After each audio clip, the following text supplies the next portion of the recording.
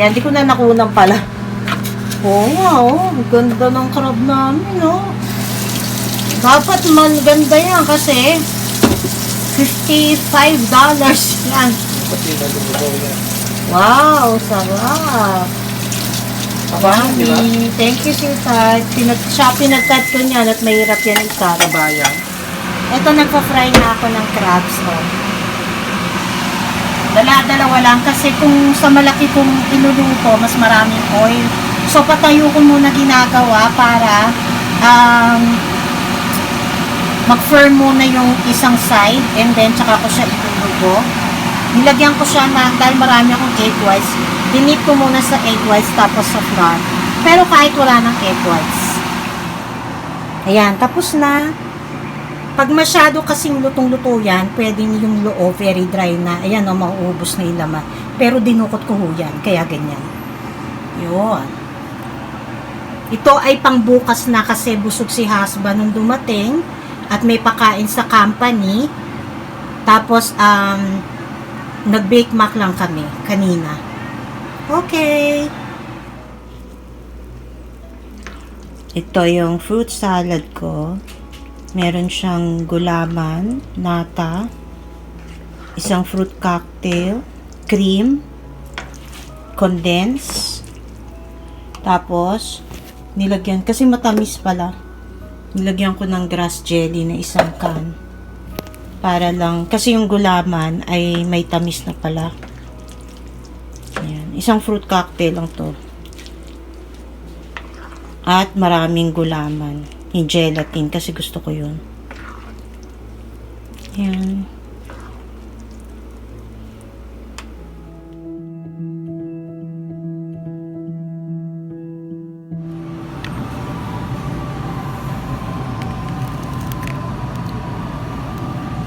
With cup syrup kasi maano ubo ko. Kain muna kami. Dito kami sa Seafood City.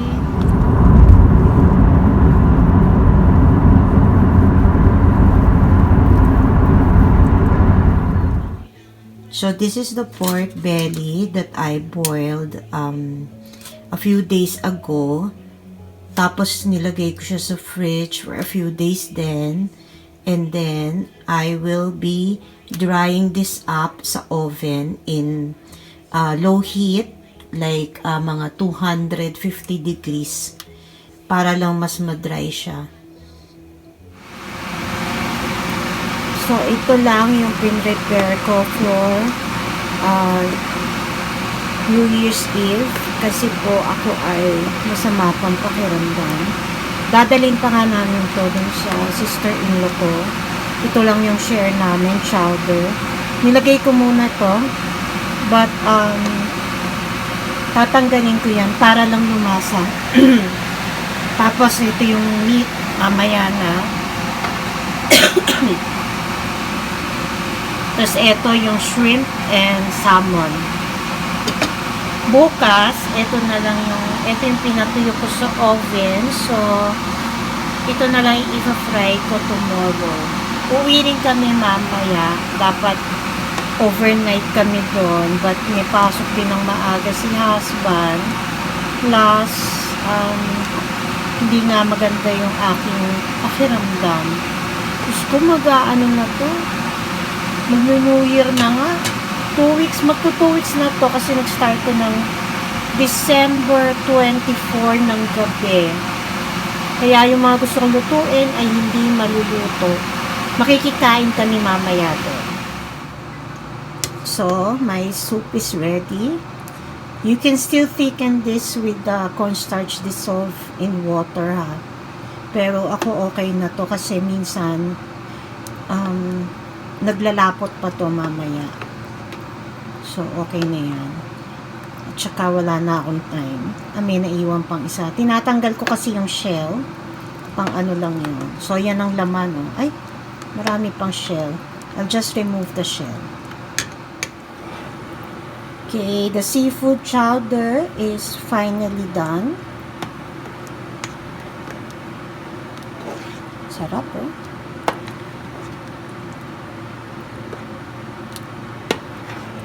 Inalis ko na, oh, ayun. Mamaya pa raw si husband, 8:30. Kasabi kanina ay 8. So, baka dumating na kami dun sa sister-in-law ko, mga 9:30 or 10.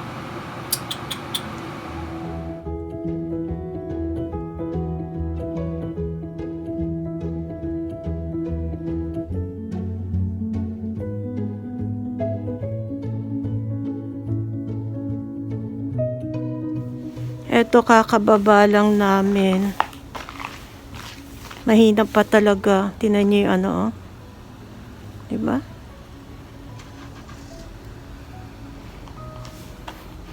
Malamig. Ayun, oh. Puti-puti ang paligid.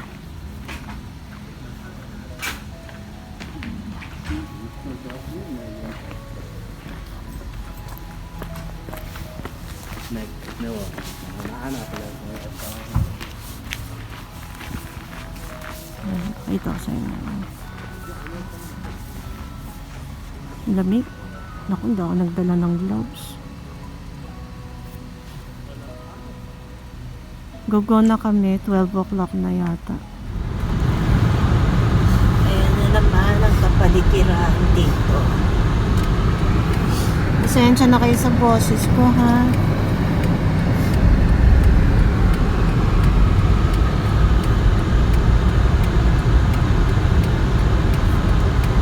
Bukas bawon. Oh, bukas bawon. Naku, ang lamig-lamig. Nakalimutan ko pa yung gloves ko. Ito yung gloves ko sa mga. Okay na. Lalagay ko lang naman sa atin. Sa bulsa.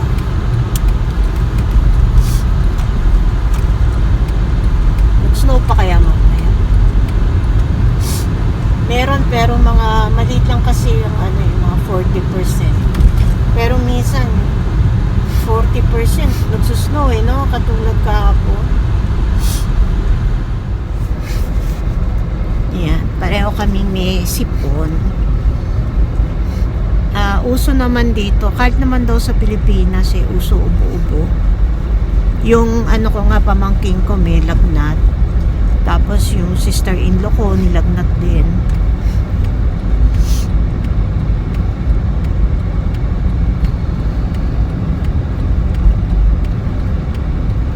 Sana wag ako mag-ano mamaya kasi ang tagal ko hindi lumabas. Tapos ang lamig. May araw, no? Oo, may araw ng konti. May araw na pagkalamig-lamig. Malapit lang naman dito yung sister-in-law ko. Siguro mga 15 minutes drive nang walang traffic. Ayun. So, see you later. Ay, panoorin nyo na lang yung yung iba kong mga small videos, yung pinapakita ko. Tulad nung bumili kami ng crab. Yun yung 24 o 25 yata niluto. At yung mga iba pang mga short videos na kinukunan ko. Hindi lang siya yung ganong yung mahaba kasi nga not feeling well ako. Okay. See you. Ano mo malamig? Sumisingot-singot kami kasi sa Cebu. Malamig sa labas. Mainit sa loob ng kotse dahil sa heater. At umuusok ang daan. Kung nakikita nyo.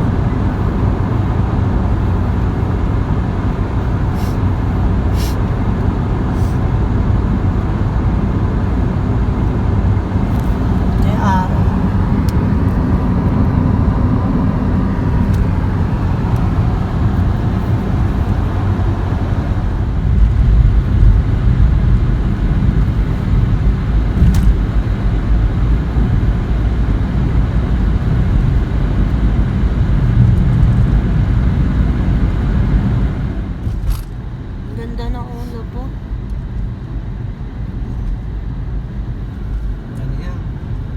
Parang alien. UFO. Nakatago sa ano. Yan yung pinunod natin, di ba?